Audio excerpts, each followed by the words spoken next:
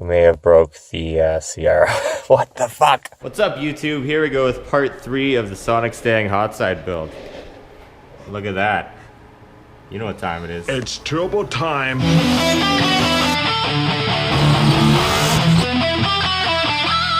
We got the Borg Warner S475 sitting in there right now, but that's just for a photo op, basically. Actually, I was just checking how the exhaust is going to sit in relation to the hot side, because I didn't want the downpipe interfering with the hot side, which is what we're going to get working on next. It's a thick boy indeed. Look at that, impossible to spool hot side. Last time we got a lot done, including this merge ski right here, but we can't rest on our laurels. Started off by doing this. As you can see, all the grinded spots there. Just wanted to make sure that the flange is going to sit flat and any of the weld wasn't going to get in the way of it sitting flush. Should have been done before it was welded on the car. It probably would have been a lot easier, but it's done now. Now we're just going to put that merge back in and start trying to figure out some pipes. All right, guys, so we got our basic plan now. Clayton's gonna fart a bunch. You got a gas leak. This is gonna be here, and then like this angle here, we want to make like a 45. So it'll be something, you know. This has to be cut down a lot, but on a 45-degree angle. Mm-hmm. And then this guy will go on under there, but we're gonna cut the angle out of it, basically. We don't need any of this length. The 90-degree gets us where we want to be that way, and then the tilt of the pipe that way will get us to where we're 45 degrees of coming within this far side of the merge. And that actually leaves a lot of room for this side to come straight and then go 90 into here. You guys want to see like a fast motion spark thing, or? Montage. I can hear you, just answer right now. Oh, okay, all right, here we go.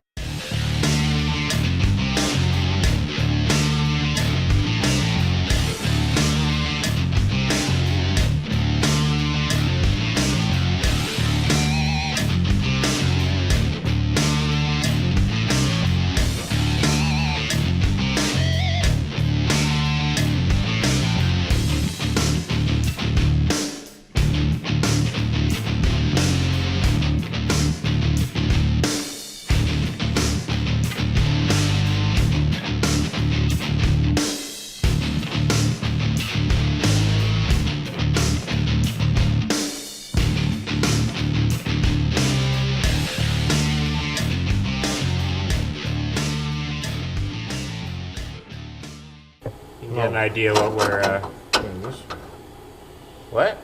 right? No. This way? Towards me, yeah, the angle. Still looks possible. I guess the next step will be to cut that 90 as, you know, this way, and then we can lean it over from underneath and see if it makes its full bend before it gets to the 45, and if we have enough room to cut it like that. After working on the stock exhaust manifold flange cutoff piece here a while to get it to be nice and square and level with the ground at this joint right here, I put that on, and then I cut this 90 so it was in line with the 45. You can see I left it a little bit long.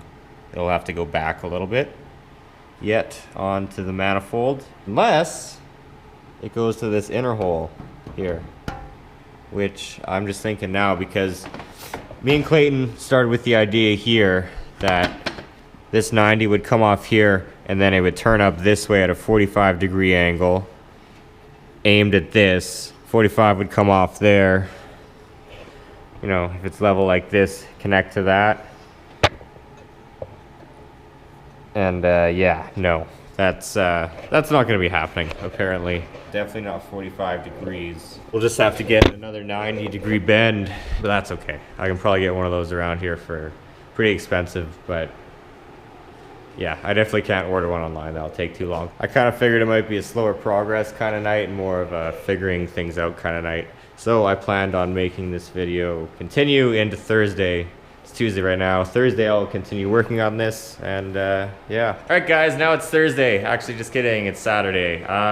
Thursday when I went to come here, the Project Sierra shipmobile wouldn't start, so that kind of screwed that up. Anyway, here we are. And here we are with a new plan for the driver's side. We got rid of the old harsh bend here and that manifold.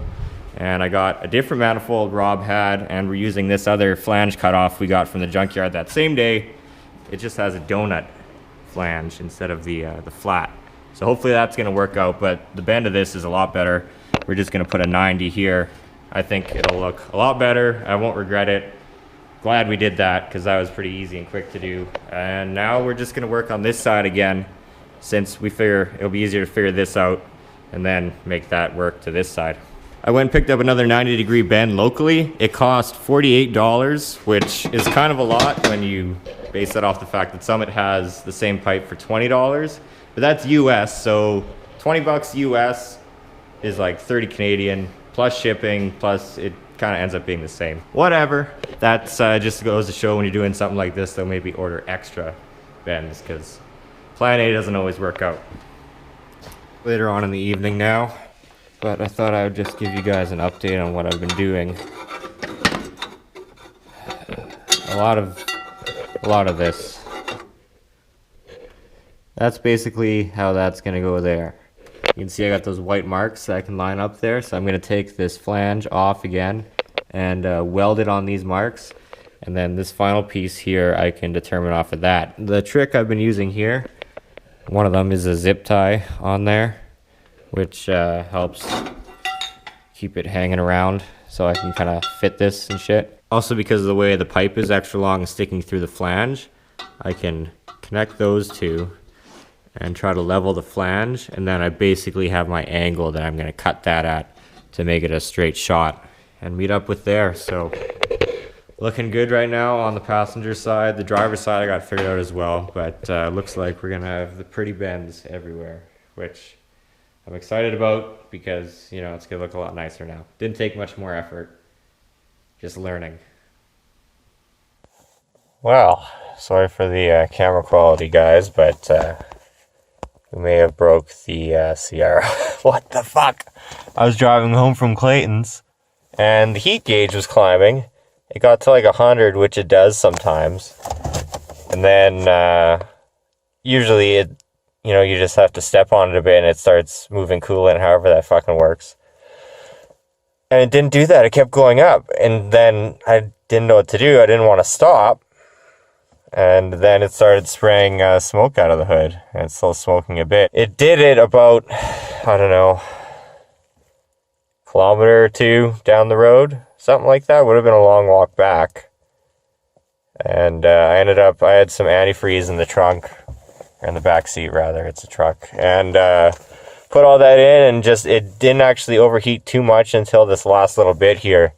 The alternator was stopping working, I noticed, because I would turn the heat on and it would suck the power all the way down. Something's clearly fucky here, but I'm really happy I made it back to Clayton's. I mean, I probably could have called him a million times and he would have came and picked me up, but whatever, this is better.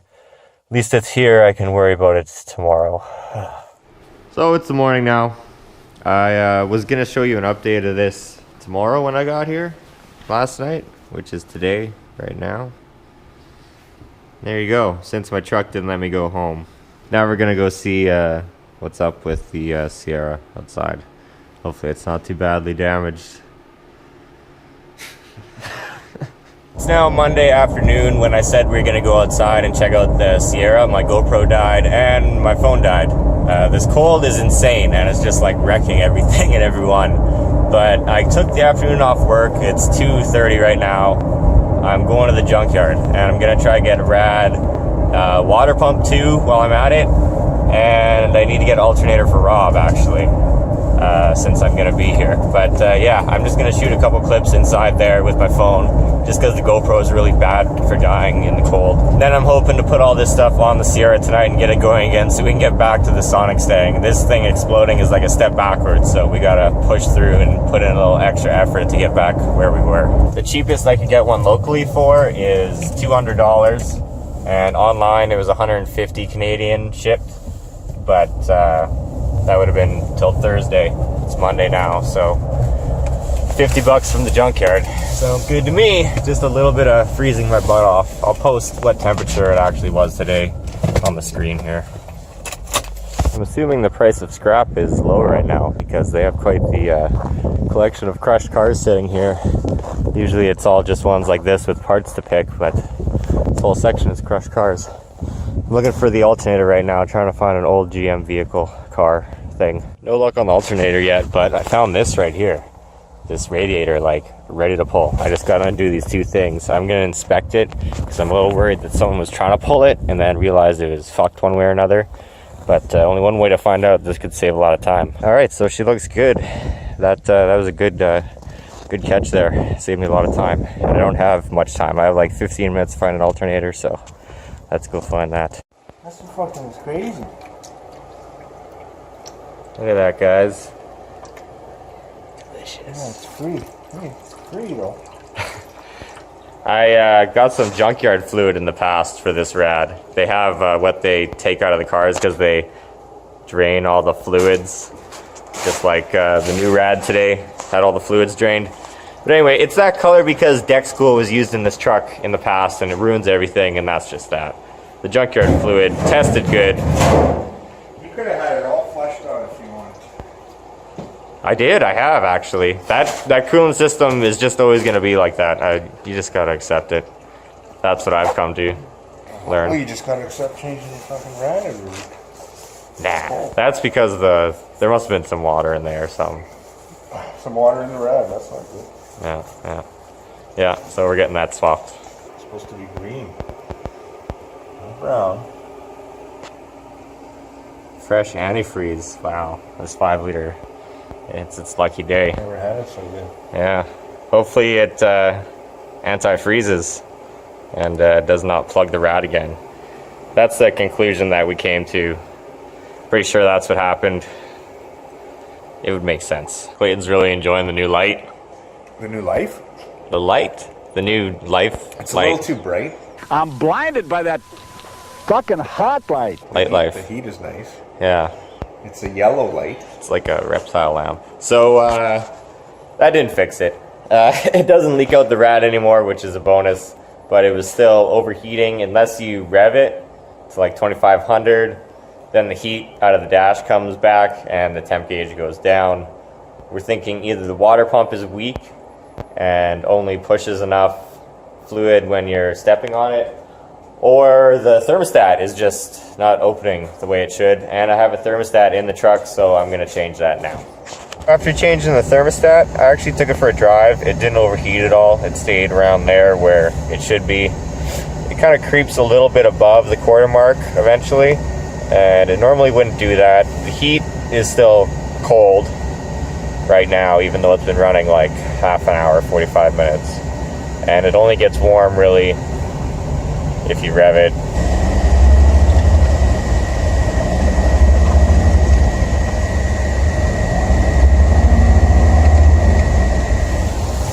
You hear that water noise, guys? Fluid noise, whatever you want to call it. That's a little troublesome. To me too, obviously it's a heater core. I don't know why it's doing that. I still think maybe the water pump is no good. Clayton says that when his F-150 back in the day froze its rad, it damaged the water pump because, you know, it was pushing and it had nowhere to go.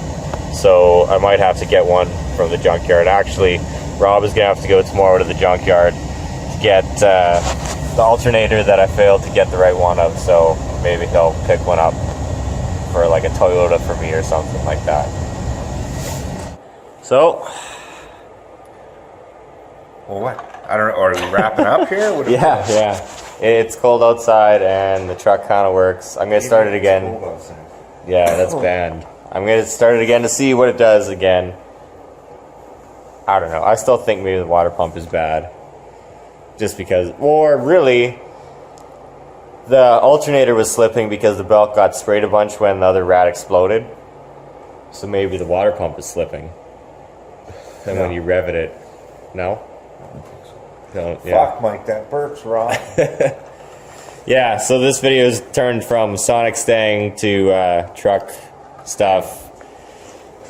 I said I was going to have this video up on Friday. Hashtag Chevy life. And the bodywork video that you guys have seen by now, I was supposed to have up last Thursday. But it's been really cold and shit's gone crazy. And that's about all I can say. But until next time, subscribe if you're new. Like for the lights. Comments. Galore. Right? Yeah. About everything. What you think is wrong with my truck, because I'd really like to know. And we'll check you later.